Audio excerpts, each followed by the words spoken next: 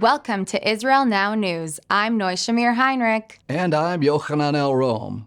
In our top story, Israeli Prime Minister Benjamin Netanyahu sends a powerful message to Iran and its Middle East terror proxies ahead of the expected attacks on Israel.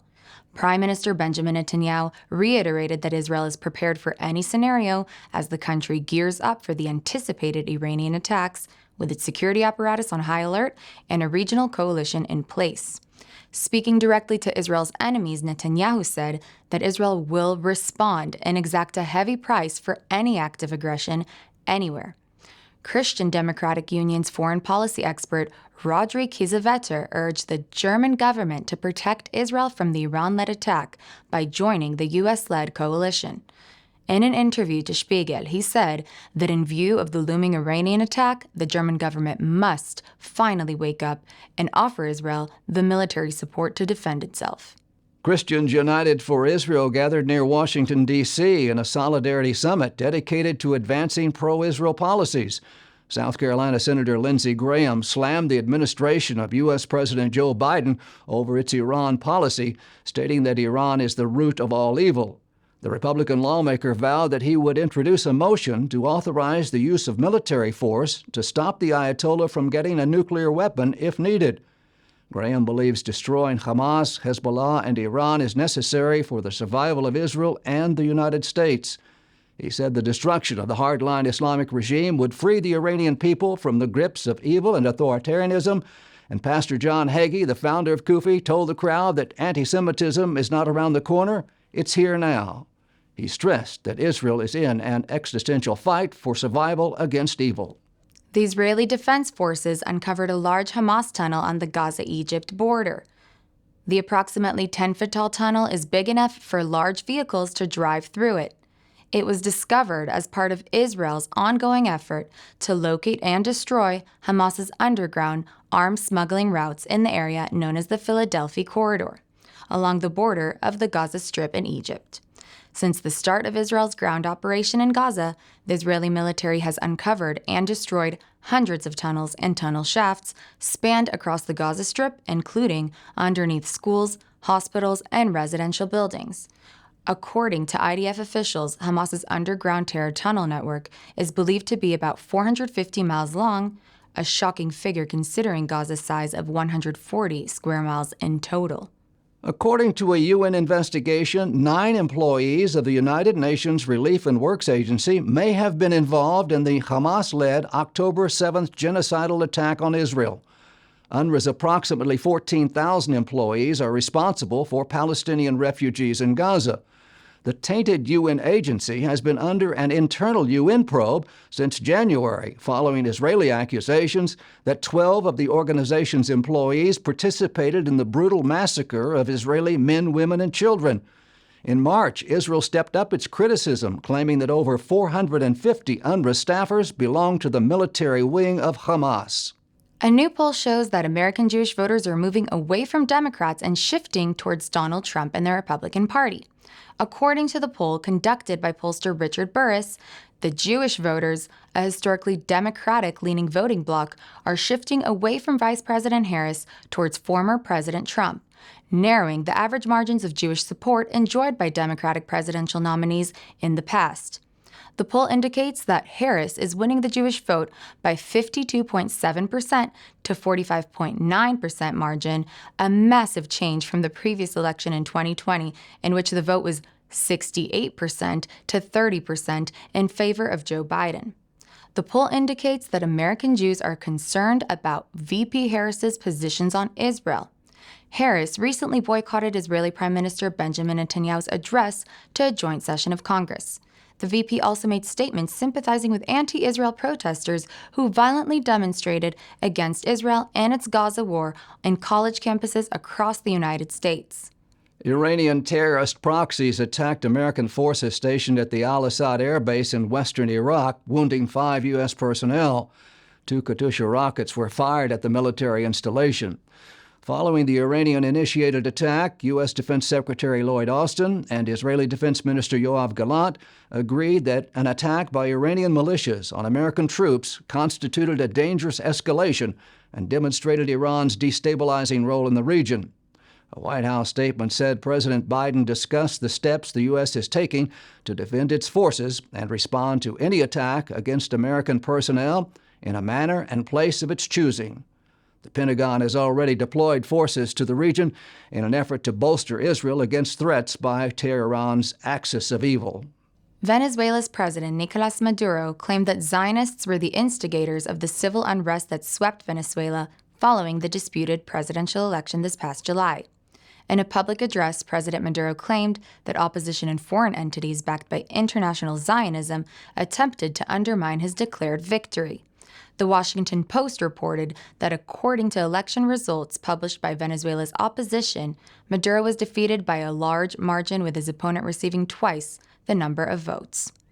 The disputed election sparked nationwide protests and received international condemnation. In his address, Maduro alleged that Jews were using social media, media outlets, and satellite technology in a bid to steal the presidential election. U.S. Special Envoy to monitor and combat antisemitism, Deborah Lipstadt, called Maduro's allegations anti-Semitic, stating the use of these age-old tropes fans the flames of Jew hatred in Latin America and throughout the world. A poll conducted by the Harvard-Harris Group has found that support for Israel's war against Hamas in Gaza remains strong and continues to grow among registered U.S. voters. The survey reveals that 80% of registered voters support the Jewish state and its war against Hamas. 70% believe that a ceasefire deal should only happen when the ruling terrorist group is removed from power in Gaza. Comparing the June poll results with those of July shows a gradual increase in support for Israel's war efforts among American voters. The Israeli Defense Forces announced that the death of Hamas's military chief, Mohammed Daif, is 100% confirmed. On July 13th, Israel conducted an airstrike targeting the Hamas commander in the town of Khan Yunis in southern Gaza. 2 weeks after the strike, the IDF said it had additional intelligence that confirmed Daif's death despite Hamas's refusal to publicly announce his assassination. The intel points to the success of the complex air operation that also killed other Hamas terrorist operatives. A security official stated that Daif's elimination serves the objectives of the war and is evidence of Israel's abilities in targeted killings. Daif was one of the architects of the October 7th massacre, in which 1,200 people were killed and 251 hostages were taken into Gaza by Hamas. Defense Minister Gallant hailed the operation, calling Daif the bin Laden of Gaza. Iran has threatened to attack Israel on Tisha B'Av, the Jewish Day of Disaster. The 25-hour Tisha B'Av fast begins Monday evening, August 12th this year. It marks a period of profound sorrow for Jews around the world as they mourn, pray, and reflect on the terrible tragedies of the past, including the destruction of the First and Second Temples. According to an alarming report by Sky News Arabia, Western sources claim they have evidence that Iran is planning to attack on that day. Tisha B'Av is believed to be a time when the Jewish people are particularly vulnerable to disasters. On Tuesday, presumptive Democratic presidential nominee Kamala Harris announced Minnesota Governor Tim Walz as her vice presidential running mate. The 60-year-old two-term Democratic governor traveled to Israel in 2009 as part of a diplomatic Middle East trip and met with Israeli Prime Minister Benjamin Netanyahu. In Congress, the former House member voted with his party to pass aid to Israel and supported pro-Israel resolutions. In contrast to the Israeli government's position, Walz supported the 2015 Obama-led Iran nuclear deal, which was highly contested by Israeli officials.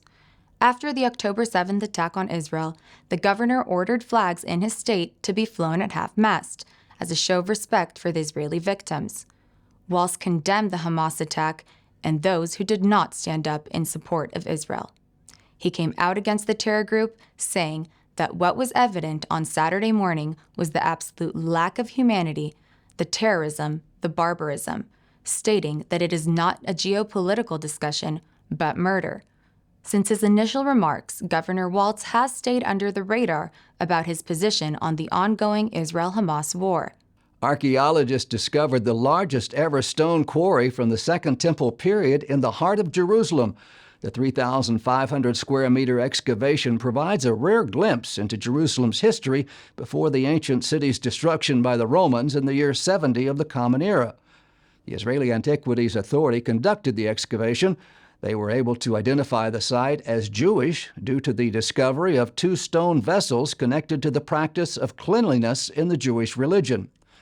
The quarry reveals stone blocks used for building as well as trenches. The directors of the excavation said the building stones extracted at the site were huge rock slabs, 2.5 meters in length, 1.2 meters wide, and 40 centimeters thick.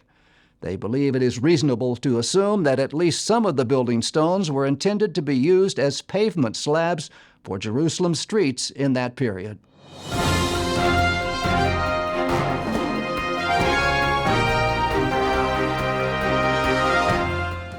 That concludes the news portion of our show. Stay tuned for Ask the Source with Josh Reinstein.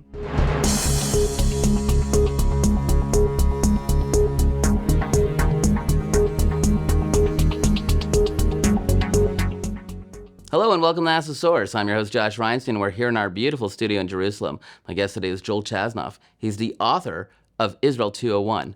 Joel, thanks for being on the show. It's a thrill, Josh. Thanks. Tell our viewers a little about what is Israel 201? Israel 201 is a book with my friend Benji Lovett that we co-authored. The whole premise of the book is we wanted to give people a deeper look at Israel. So the same way a college course 101 is always the intro, psychology 101, sociology 101, we were tired of the 101 version of Israel that always gets told, war and conflict. We thought there needed to be a deeper look at Israel. So we wrote Israel 201. We took 75 aspects of Israeli life that most people don't know about and examined them in detail to give people a fuller picture of what Israel really is and what Israelis are really like. Well, I'm excited to have you on this show. Since October 7th, we've been reporting mostly about the war and the conflict and what's happening in politics.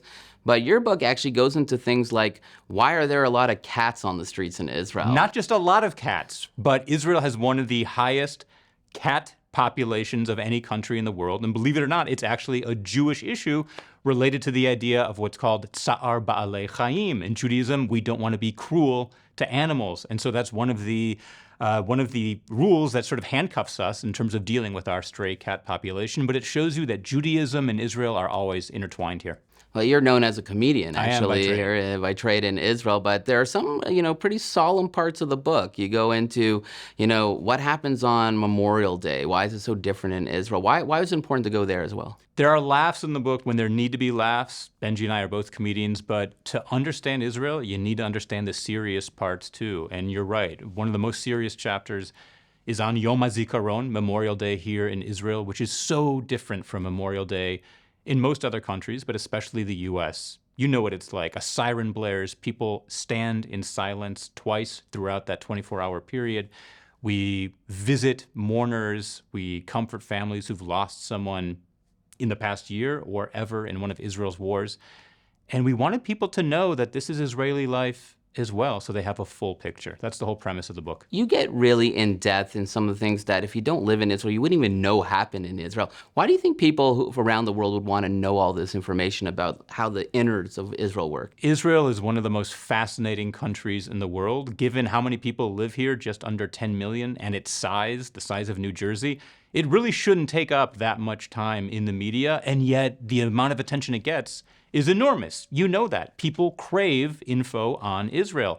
But unfortunately, they're getting the same old info. It's always the headlines. And that's why we wanted to go deeper, because I think people really want to know, what's it like to actually live there?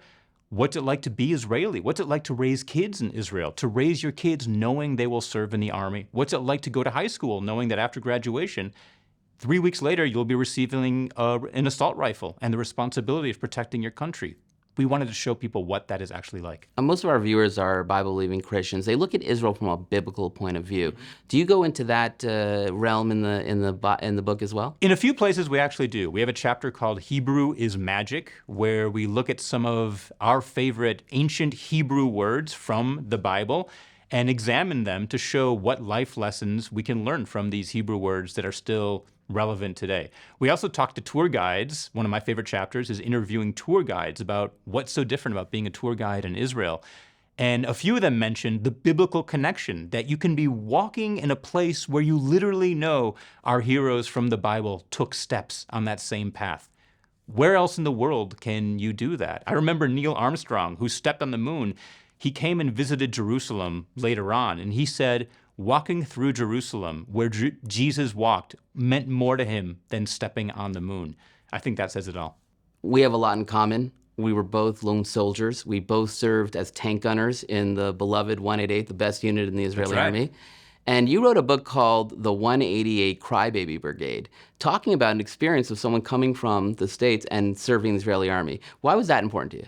There are other books about being an Israeli soldier, but they were all very romantic and idealistic. I wanted to write a book that told the truth about what it's like to be a lone soldier in the IDF. And in case the viewers don't know, a lone soldier is a soldier who's serving in the army, but their parents are not in Israel while they are serving. And there used to be a couple hundred of us. Today, there are more than 7,000 lone soldiers voluntarily serving in the IDF.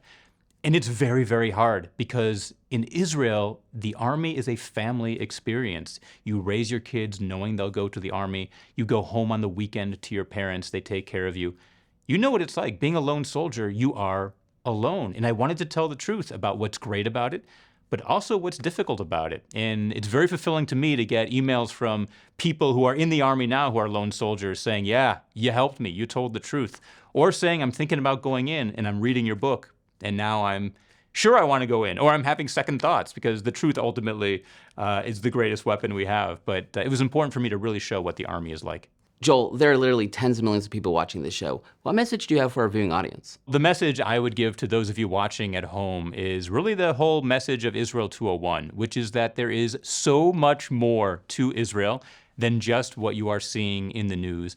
There is a beauty to the land and also a magic to the people that being Israeli, it's not just being a citizen, it's being part of a community. And we saw how after October 7th, the country came together and volunteered and really drove the country forward. So my invitation to you is if you've been here before, come back.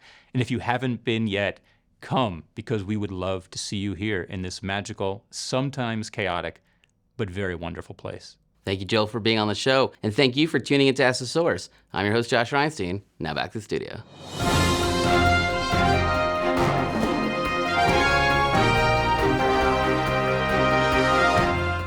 And now, the truth from Zion.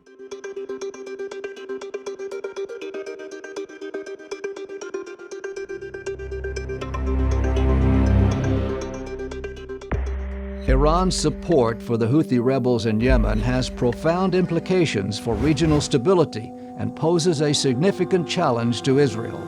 This support not only exacerbates the conflict in Yemen, but also extends Iran's influence across the Middle East, creating a network of proxies that threaten Israel and its allies. The Houthi movement, formerly known as Ansar Allah, first emerged in the mid-1990s among Yemeni's Zaida Shia Muslim minority. By the early 2000s, they had adopted their official stance against the United States, Israel, and the Jews. While they were initially focused on local grievances, the group has transformed into a powerful insurgent force, seizing control of large parts of Yemen, including the capital Sana'a. The Houthis' insurgency intensified into a full-blown civil war in 2014 when they ousted Yemen's internationally recognized government, leading to a protracted and devastating conflict. Iran's involvement with the Houthis represents a strategic effort to extend its influence in the Arabian Peninsula. By backing the Houthis, Iran seeks to undermine its regional rivals, particularly Saudi Arabia, which leads a coalition against the radical rebel group. Iran provides the Houthis with military training, advanced weaponry, and financial support. This backing has enabled the Houthis to enhance their military capabilities significantly, including the development of ballistic missiles and drone technologies, which have been used to attack Saudi Arabian targets and pose a significant threat to Israel. The conflict in Yemen has resulted in a catastrophic humanitarian crisis, with millions facing starvation and a lack of basic necessities. Iran's support for the Houthis has prolonged the conflict, contributing to the suffering of the Yemeni people. The Houthis, bolstered by Iranian weapons and expertise, have launched missile and drone attacks on civilian infrastructure, increasing the war's devastation. In recent years, the strategic Red Sea waterway that is vital for global trade has been increasingly threatened by Houthi insurgents who have turned to maritime piracy as part of their broader conflict tactics. Under the direction of the evil Iranian Empire, the Houthis are holding the world's waterways hostage by attacking internationally owned vessels. This escalation of Houthi piracy involves attacking commercial vessels, hijacking ships, and holding crew members hostage. The Houthis have targeted vessels to extract ransom payments and exert political pressure, creating significant risk for maritime operators and insurance companies. The goal is to disrupt international shipping lanes and assert control over the region. The world needs to wake up and wage real war against the Houthis, or international trade will continue to suffer. Nations with vested interest in the Red Sea, including the United States, Saudi Arabia, and Egypt, have increased their naval patrols and engaged in joint military operations to secure the shipping lanes in an effort to deter further Houthi aggression. When it comes to Israel, Iran's backing of the Houthis is part of a broader strategy to encircle and destabilize the region through proxy military forces, including Hezbollah in Lebanon, Hamas in Gaza, and various other radical Islamic factions in Gaza, Syria, and Iraq. This network is designed to apply pressure on Israel from multiple fronts, increasing the complexity of Israel's security landscape. In response to the growing danger posed by Iranian-backed proxies, including the Houthis, Israel has adopted a multifaceted approach. This includes intelligence sharing with regional allies, developing advanced missile defense systems like the Iron Dome, and conducting preemptive strikes against Iranian weapons shipments and proxy infrastructure. In 2021, the outgoing administration of U.S. President Donald Trump designated Yemen's Houthi movement as a foreign terrorist organization. The effort was backed by a Saudi-led coalition. But just a month later, incoming U.S. President Joe Biden reversed this decision.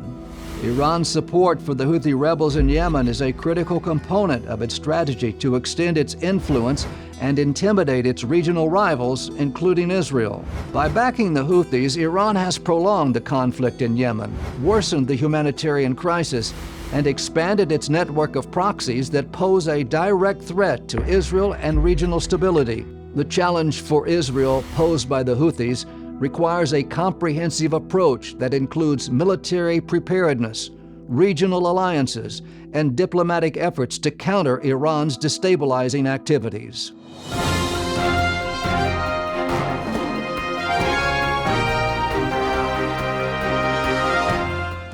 Up next, the ICEJ Report from the International Christian Embassy, Jerusalem. Today we are in Moshav Teramim, which is close to Sderot. I'm here with a group of 23 people from all around the world that have decided to come, especially during this time, to stand with Israel and show it in like a practical way. So during the past about 10 days, we have renovated bomb shelters, we have cooked meals for the families of the hostages. We've also visited different places. We've done many different things, and today we're harvesting lemons. Since 1980, the International Christian Embassy Jerusalem has been a voice of Christian support for Israel and connected the global church to the land of the Bible. Headquartered in Jerusalem, the ICEJ has taken action to stand with Israel by caring for Holocaust survivors, helping Jewish families return home to Israel, providing bomb shelters, fighting antisemitism around the world, and by inviting Christians to discover Israel for themselves.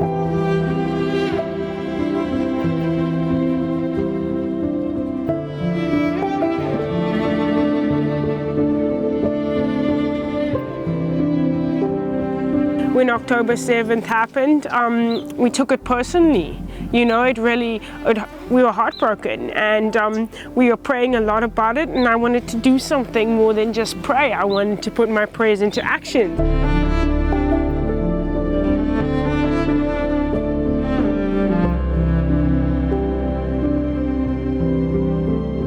In this hard time, if we don't come to Israel or stand up for Israel, when should we do it? I have friends living down at the border, so it affected me very much. not only as a Christian, but as a human being. I know one of them is hostage in Gaza.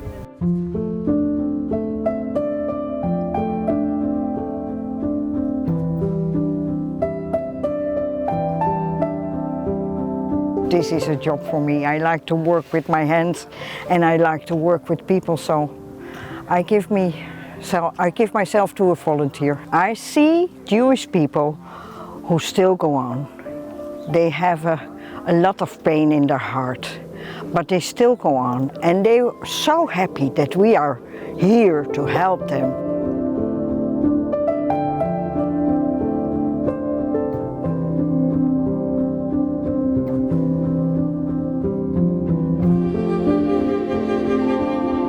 Look at history. If we remain silenced, we'll be next. You know, and the problem is we already see this lesson from history. When the Christian church was silent, the Holocaust happened. Our stance needs to be bolder, our light needs to shine brighter, and we need to advocate for truth.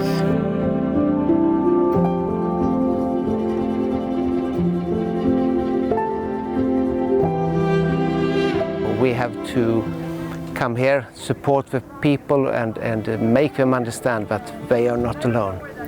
And when we come back to our home countries, we have more information, more strength to tell our co-workers, our friends, family members, neighbors about what we have seen here.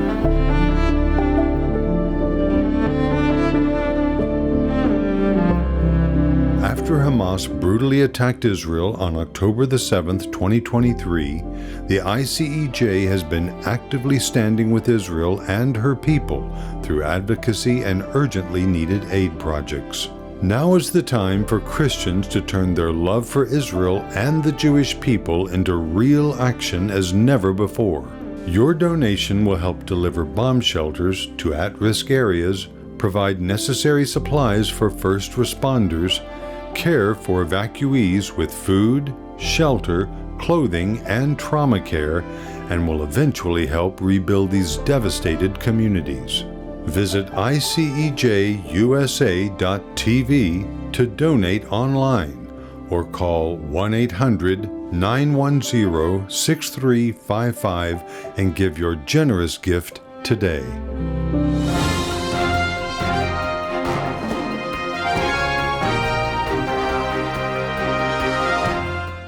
That's all for this edition of Israel Now News. I'm Shamir Heinrich. And I'm Yochanan Elrom, reporting from our studio in Jerusalem. Join us again next week for all of your Israel updates.